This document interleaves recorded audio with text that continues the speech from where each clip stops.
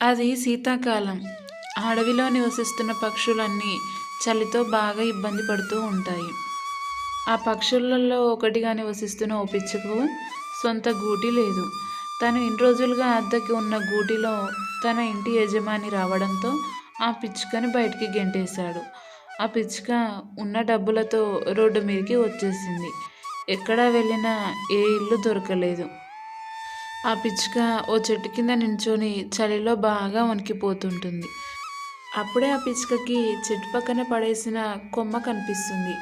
ఆ కొమ్మలో చూడడానికి ఒక గుహలా కనిపిస్తుంది. అమ్మయ్య, ఈ చలిలో వణికిపోకుండా ఉండడానికి ఒక గూడు కనిపించింది. కానీ ఈ గూడు ఎక్కువ రోజులుగా ఉండేటట్టు లేదు. నా దగ్గర ఎక్కువ డబ్బులు లేవు. ఇప్పుడు నేనేం చేయాలి? నా దగ్గర ఉన్న డబ్బులతో ఏదైనా వ్యాపారం మొదలు పెడతాను. అలా వచ్చిన డబ్బులతో